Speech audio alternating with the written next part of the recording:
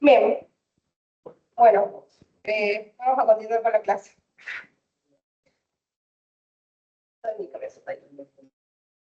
Entonces, nosotros ya vimos, chicos, chicas, vamos a empezar.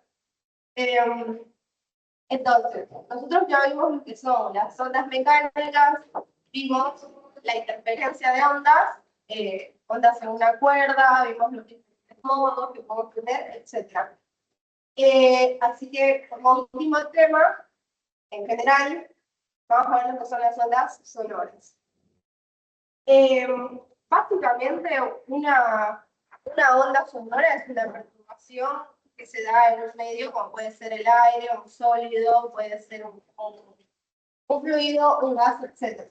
De la manera en la que uno lo piensa, es que el sonido es una onda longitudinal en un medio. ¿Qué era una onda longitudinal? ¿Cómo se definía? ¿O cuál es la diferencia entre una onda longitudinal y una onda transversal? ¿Se acuerdan? Hasta ahorita, por ejemplo, las ondas que veíamos en las cuerdas, las ondas mecánicas, eran ondas transversales. ¿Por qué eran transversales? Era por la forma. Se mostraba a lo largo de toda la zona. La otra. Tiene que ver con las partículas que se perturban en el medio. La onda tiene una dirección de propagación, ¿no? Nosotros veíamos, por ejemplo, una onda que viaja de izquierda a derecha o viceversa. Una onda transversal, que es como las que vemos en las cuerdas, es aquella en que las partículas se mueven o vibran, se suele decir vibran, de manera perpendicular a la propagación de la onda. Por ejemplo, cuando nosotros generamos una onda en una cuerda, bueno, la onda hace esto, ¿no? Pero ¿qué pasa con las partículas de la cuerda en cada punto? Hacen de arriba hacia abajo. Entonces la dirección de propagación de la onda es, digamos, de manera horizontal, mientras que las vibraciones de las partículas de la cuerda es de manera vertical, por lo tanto es perpendicular a la propagación. Las ondas longitudinales son aquellas en las que las partículas se mueven en la misma dirección que la propagación de la onda. Es decir, si la onda se propaga de manera horizontal, digamos, las partículas también lo hacen. O sea, no necesariamente se mueven de izquierda a derecha todo el tiempo, sino que pueden estar haciendo esto. Como lo que vemos, un ejemplo bastante típico es si nosotros tenemos un líquido en un tubo, digamos, un tubo cerrado, digamos que está lleno, y yo lo aprieto, o sea, como algo presionando y lo empujo, eso va a generar un pulso, que lo que hace es que las partículas de agua hagan esto. Entonces la onda se está propagando de izquierda a derecha y las partículas hacen de izquierda a derecha, derecha a izquierda. O sea, lo hacen en la misma dirección.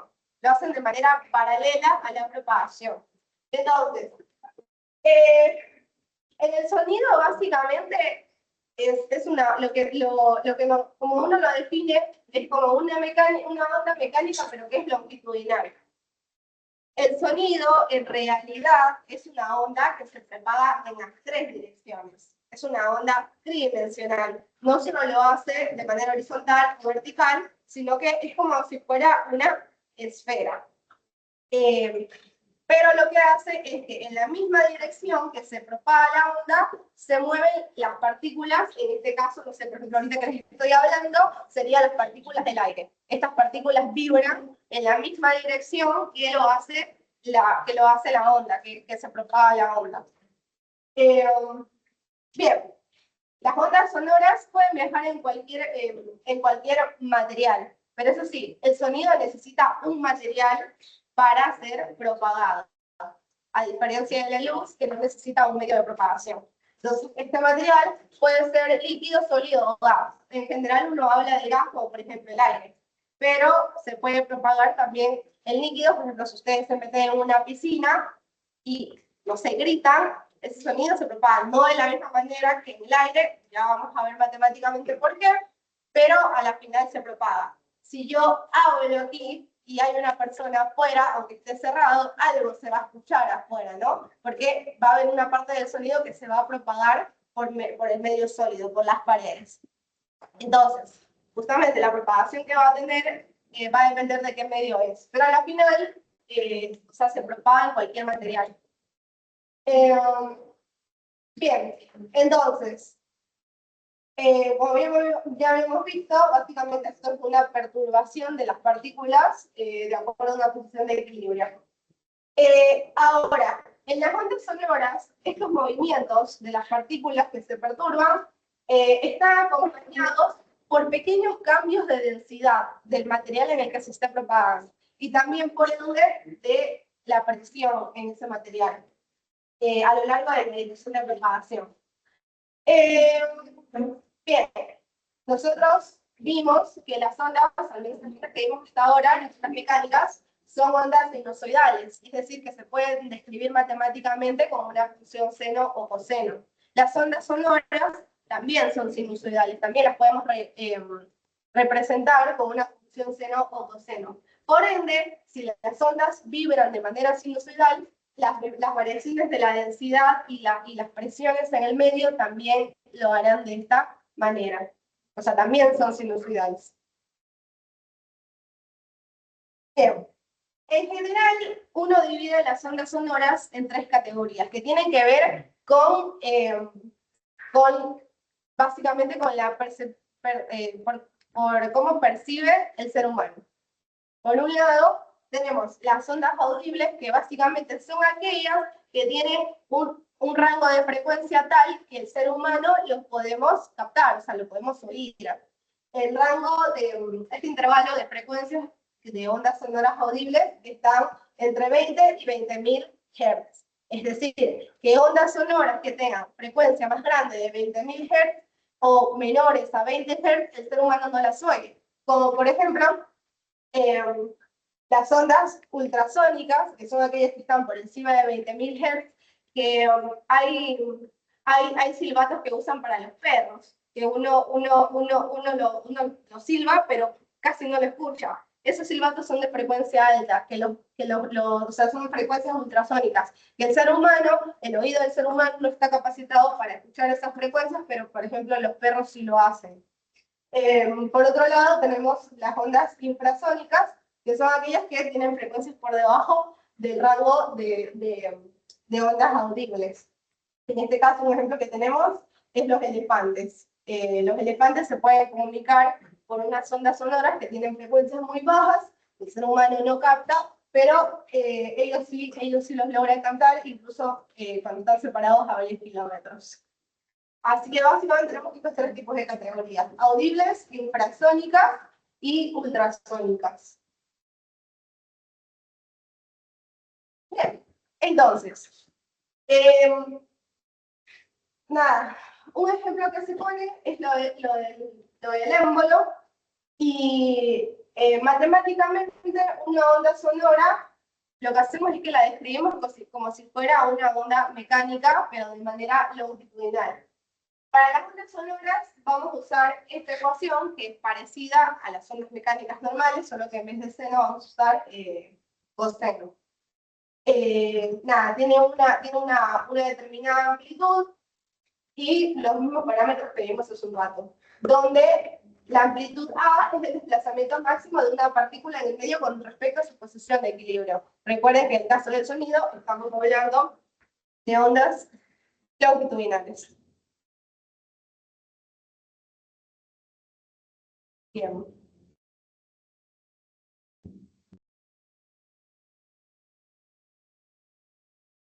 A su vez, así como existe así como las partículas sufren una vibración sinusoidal, las presiones en esos determinados lugares también, o sea, también existe un cambio de presión por donde está pasando la onda sonora. Y por ende, como se dijo hace un rato, como las partículas vibran de manera sinusoidal, las presiones también lo hacen. Y lo hacen con esta ecuación que es muy parecida a la que describe a las ondas sonoras, pero aquí, aparte de tener la amplitud y el número de onda, aparece un parámetro que se llama módulo volumétrico. Este parámetro depende del tipo de material. Básicamente, este parámetro lo que nos ayuda es como a cuantificar, la resistencia del material con respecto a su posición de equilibrio. Esto igual sale a partir de las presiones, pero bueno, no quise poner la derivación, sino mostrarles directamente que nosotros podemos ver cómo es el cambio de presión en una posición dada, en un tiempo dado, por medio de esta ecuación, que depende del volumen volumétrico, que a su vez depende del material en el que se estén propagando las ondas sonoras. Nada, porque el oído humano funciona justamente detectando estas variaciones de presión. Bien, esta variación de presión es medida con respecto al valor del equilibrio.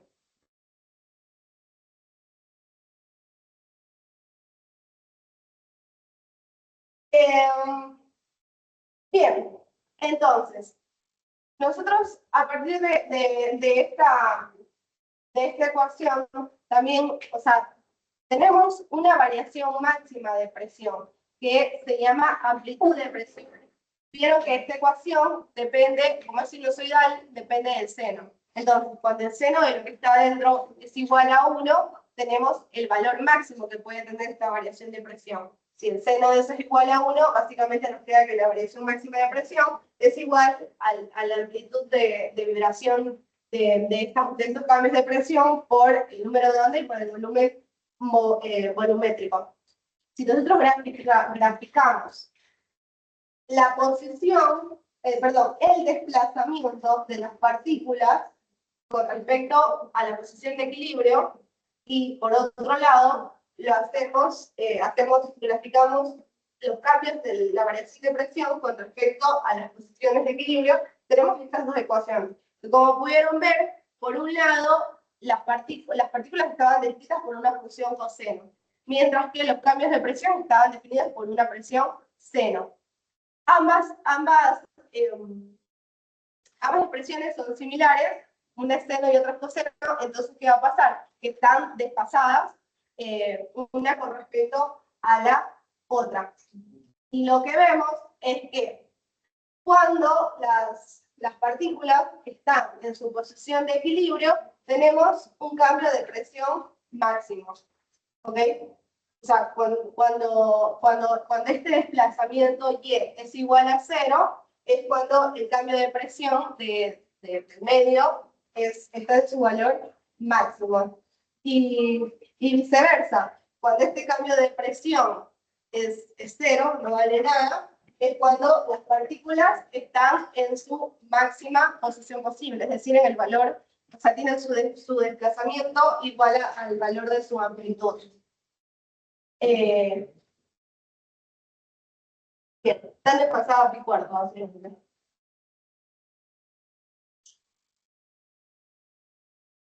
Entonces, como les había dicho,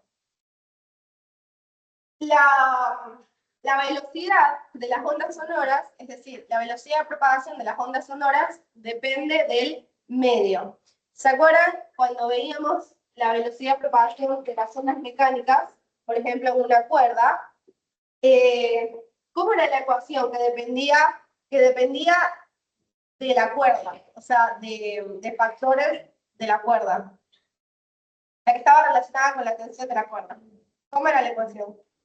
La velocidad es igual. ¿La usamos antes del sobre la velocidad. Exactamente. Es igual a la raíz de la tensión de la cuerda dividido por la densidad lineal, donde la densidad lineal depende del material. Y en realidad la tensión de la cuerda también depende, es como un tipo de resistencia. Entonces, en términos generales, la velocidad de propagaciones de la onda es la raíz cuadrada de un término que tiene que ver con la fuerza de restitución que vuelve al sistema de equilibrio. Y en la parte de abajo es la inercia que supone el retorno del equilibrio. Por eso, arriba, en el caso de las ondas mecánicas, teníamos lo que era la fuerza de tensión y abajo teníamos la densidad lineal.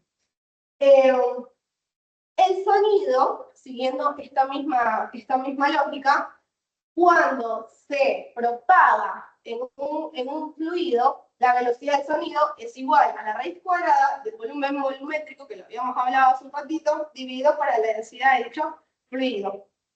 Este módulo volumétrico, como lo que hace, que es como una fuerza de restitución, nuevamente, el volumen volumétrico depende del material. Hay tablas para eso. O sea, en caso de que se les tomara un ejercicio que lo necesiten, se los va a dar.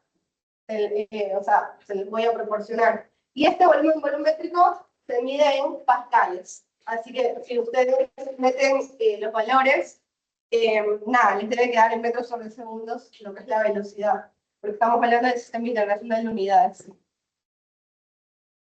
Para un sólido se usa otro término que es parecido al volumen volumétrico, solo que está con otro nombre, porque ahora en lugar de referirnos a fluidos, nos referimos a sólidos, es lo que se llama el módulo de Young. Pero así mismo se mide en pascales y depende del tipo del material. Entonces la velocidad del sonido, de igual manera, va a ser la raíz cuadrada de este módulo de Young dividido para la densidad del material.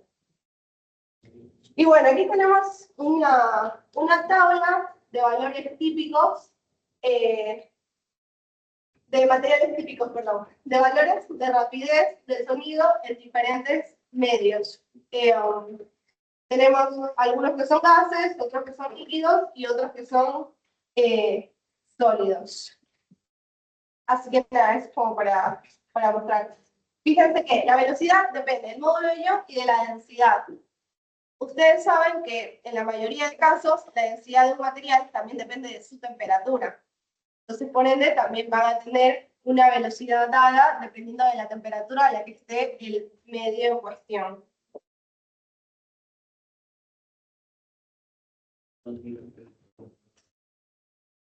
Bien, luego tenemos lo que es la intensidad del sonido. La intensidad básicamente se define como la potencia por unidad de área, es decir, la rapidez con la cual la energía transportada por la onda se transfiere a través de una determinada onda, pero de manera perpendicular al área. Por ejemplo, bueno, matemáticamente se ve como esto. La intensidad es igual a la presión promedio, que es la misma ecuación que vimos la clase pasada, no me acuerdo cuántos términos tenía, pero una ecuación muy larguita, dividido para el área. La intensidad se mide en watts sobre metros cuadrados. Recuerden que el área es el área se mide en metros cuadrados de acuerdo al Sistema Internacional de Unidades. Entonces, como esto es cómo se transfiere la onda a través de una unidad de área perpendicular a la dirección de viaje de la onda, hay que tener cuidado con el área. Porque las ondas sonoras, aunque uno las define como unas ondas mecánicas longitudinales, es decir, como que en teoría se propagan en una dirección, en realidad las ondas sonoras se propagan en tres direcciones. Entonces, cuando nosotros hacemos el cálculo de la intensidad de la propagación, el área que tienen que tener cuenta es el área superficial. Fíjense que dice que es perpendicular a la dirección de viaje de la onda. Por ejemplo, si nosotros lo pensamos como una esfera, porque es tridimensional, nosotros tenemos digamos una fuente emisora de sonido, nosotros tenemos que ver cómo es el área que es perpendicular a la dirección de propagación. Si tengo una esfera así, y tengo, digamos, en esta dirección, o sea, se propaga en todas las direcciones, pero si yo miro solo cómo se propaga así, el área perpendicular es como este pedacito de la esfera. Y lo mismo miro para todas las direcciones. Entonces, el área que tengo que tomar en cuenta en ese caso es el área superficial de la esfera. Que esto puede ser medio engañoso porque, uno dice, bueno, si tengo una esfera lo que voy a tener es un volumen, o a lo mucho un área, o sea, como lo que hace el S. Pero estamos hablando de área superficial. Hay ecuaciones en las cuales uno puede con las cuales uno puede medir áreas superficiales de objetos tridimensionales. El más fácil es un cubo, que es lo que me comentabas el otro día. Un cubo tiene 6 caras. Cada cara tiene un área de lado, si es un cubo perfecto, es del lado del cuadrado, ¿no? Si yo quiero saber el área superficial de ese cubo, ¿qué hago? Sumo las áreas de todas las caras. Que en este caso, si es un cubo de 6 caras, tengo 6 veces el lado al cuadrado. Ahora, como las ondas sonoras es como que lo pensamos como si fuera una esfera, la ecuación para calcular el área superficial de una esfera es 4pi r cuadrado. Nosotros sabemos que el área del círculo que forma es pi r cuadrado. Ahora, el área superficial de la esfera es 4pi r cuadrado. Hay que tener cuidado con esto. Es el área superficial de la esfera, no es el área de un círculo, sino es como que sumáramos todos los cachitos de alrededores de la esfera. Si nosotros tuviéramos cómo medir eso, nos daría esa relación matemática. Así que bueno, cuando nosotros calculamos ondas sonoras que se propagan como si fuera una esfera, se usa esta ecuación. ¿Se entendió eso, lo del área superficial?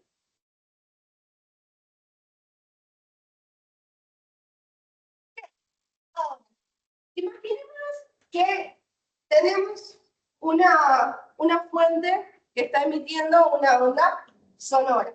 Y lo hace en 3 dimensiones como si fuera una esfera. Nosotros podemos comparar cómo va siendo la intensidad del sonido en diferentes puntos de la esfera. ¿Cómo hacemos esto? Por medio de la potencia. Cuando nosotros tenemos una esfera que tiene un radio y además está cubierta por otra esfera que tiene otro radio, y en el centro de esa esfera hay una fuente de emisión sonora, la potencia de esas ondas sonoras debe ser igual en todos los puntos. Entonces, yo puedo ubicarme en un punto aquí, que tiene un radio R1, que forma un radio R1 de esta mini esfera. Y luego otro punto acá, que de acá a acá hay otro radio R2, que es el que vemos acá. ¿Cómo es esta intensidad con respecto a este aquí? O bueno, si yo sé cuál es este radio y cuánto vale esta intensidad, yo puedo calcular, cómo es la intensidad en este punto de acá. Y esto es lo que se llama la ley del cuadrado inverso de la intensidad, que básicamente nace del hecho que la potencia debe ser la misma en todos los lugares. Entonces, nosotros vimos en la diapositiva pasada que la intensidad es igual a la potencia sobre 4pi sobre r cuadrado, cuando hablamos de esferas. Si yo despejo la potencia, me queda que es igual a la intensidad por r cuadrado por 4pi. Entonces, tengo una esfera, un radio. Tengo un radio y tengo este radio. La potencia en este punto debe ser igual a la potencia en este punto. Es lo que tengo acá arriba. Al lado izquierdo tengo descrito matemáticamente cómo es la potencia en este punto. En este punto que se aleja del centro con un radio de R1. Y en el lado derecho tengo la potencia que es con respecto a este punto de acá. Como las potencias son iguales, las igualo. Bueno, las igualo, lo que se va es 4pi. Paso de i2 al cuadrado y me queda esta relación matemática.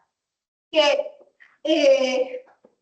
pasa con la intensidad con respecto al radio? Mientras más me alejo de la fuente sonora, es decir, mientras más grande sea el radio, ¿qué pasa con la intensidad? ¿Sea chica o sea grande? Sea chica. Exactamente.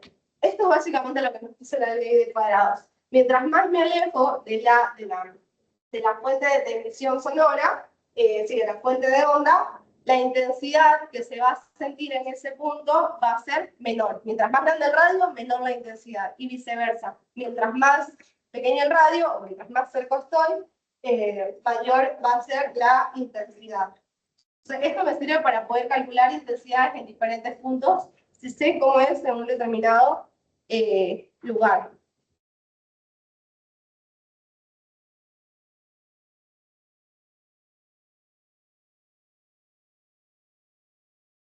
¿Estamos hasta aquí?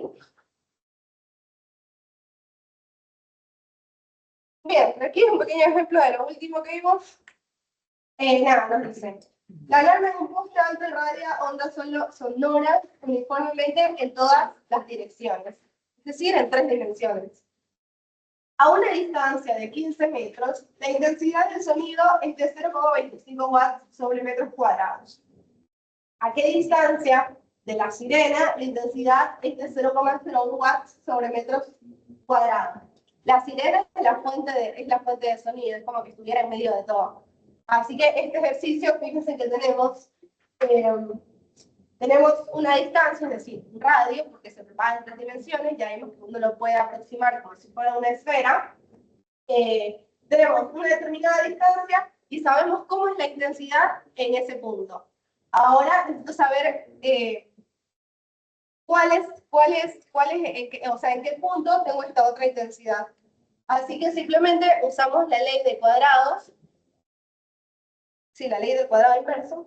Se llama. Nada, del espejo, el radio, en este caso, yo a los datos que me dieron les llamé punto 1, es decir, la intensidad 1 es 15 metros, y el R1 es 15 metros, y la intensidad 1 es 0,25. Nada, de acá despejé radio 2, me queda que es igual a radio 1 por la raíz cuadrada de la dirección de las intensidades. Hay que tener cuidado de poner bien las intensidades, de ponerlas al revés, porque si no les va a salir un dato que no es. Por eso es importante etiquetar. Y luego interpretar el resultado. Fíjense que el radio 2 me quedó 75 metros, lo cual tiene sentido porque de la intensidad que me preguntaron es una intensidad menor que de la que yo ya sabía en qué punto era. Entonces, si es una intensidad más chica, yo esperaría que la distancia sea mayor.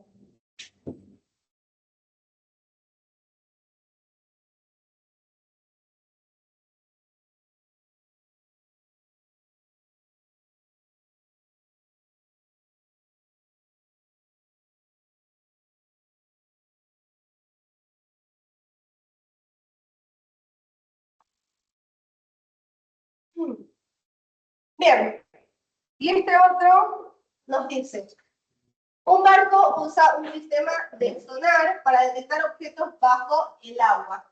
Determine la rapidez del sonido en el agua con la ecuación y calcule la longitud de onda de una onda de 262 Hz. Y nos dice cuál es el el módulo volumétrico del agua y la densidad del agua. Como ya vimos en hidrostática y aerodinámica, el agua es un líquido, es decir, es un fluido. Entonces podemos usar esta ecuación que me relaciona el módulo volumétrico con la densidad de dicho fluido. Entonces lo primero que nos pide es la rapidez de sonido. Tengo los dos datos, esta ecuación que es bastante simple, los reemplazo, y me queda, si ustedes desglosan la unidad de pascales,